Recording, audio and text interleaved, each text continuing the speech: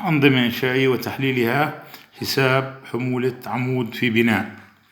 يوجد أكثر من طريقة، منها مثلا طريقة حساب ردود الأفعال من الجوائز المستندة على العمود المطلوب. الطريقة الأخرى اللي هي الطريقة المبسطة واللي أنا اليوم شوي بدي ألقي الضوء عليها، بتعتمد على تصنيف البلاطات المستندة على العمود المدروس وتطبيق العلاقة التالية. هاي العلاقة F تساوي Q ضرب A ضرب N، وهي عناصر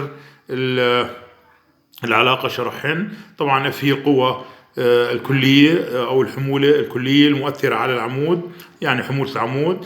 A هي المساحة المحمولة على العمود من سقف الطابق الواحد، وإن هي عدد الطوابق. Q هي شدة الحمولة الكلية دائمة وحية لواحد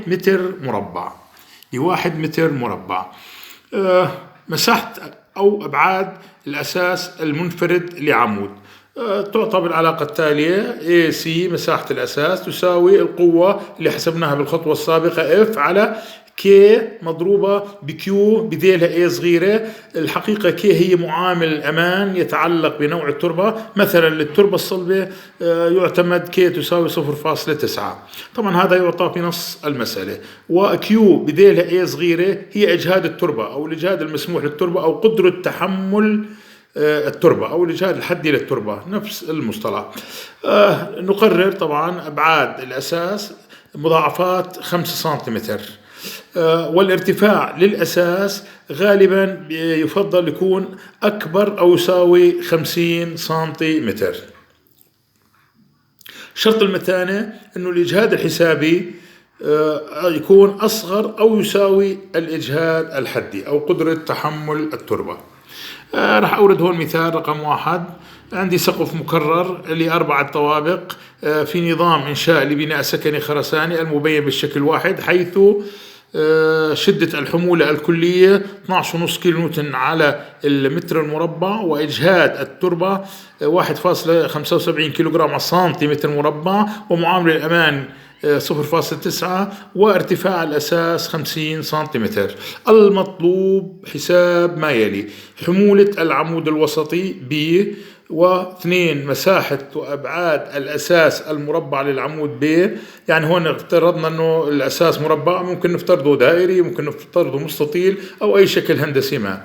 3 تحقق من متانة الأساس.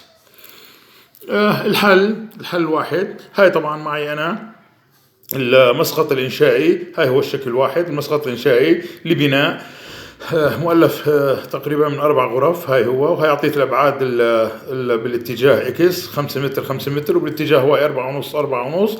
هاي هو. وفي العمود هذا الوسطي بدي أشوف الحمولة المؤثرة عليه، وبدي أشوف مساحة الأساس، وإذا الأساس هذا متين أو غير متين. هذا مضمون المسألة.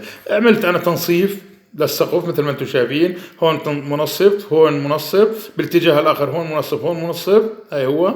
وحصلت على المساحة المهشرة هاي اللي أبعادها 5 متر ب4.5 متر. هالمساحة المهشرة هاي هي اللي يعني حمولتها تؤثر على العمود B.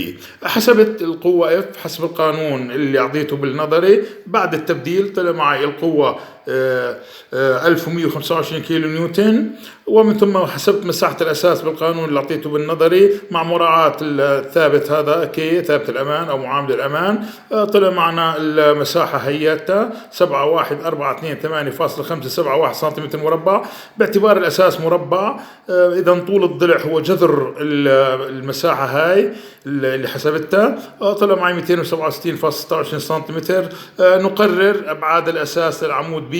طبعا مضاعفات الخمسة، يعني 270 ضرب 270 هاي مساحة الأساس ضرب ارتفاع الأساس اللي هو 50 سنتيمتر. شرط المتانة بنحسب إحنا الإجهاد الحسابي في الأساس من خلال علاقة سيجما بي بتساوي F على مساحة الأساس المعتمدة، يعني اللي هي 270 ضرب 270 مضروب بمعامل الأمان اللي أنا معطيه بنص المسألة. طلع معنا الجواب 1.714 كيلوغرام على السنتيمتر مربع، أصغر من الإجهاد الحدي للتربة اللي أعطيته أيضا بنص المسألة، وبالتالي اللي هو 1.75 كيلوغرام على السنتيمتر مربع، وبالتالي الأساس متين.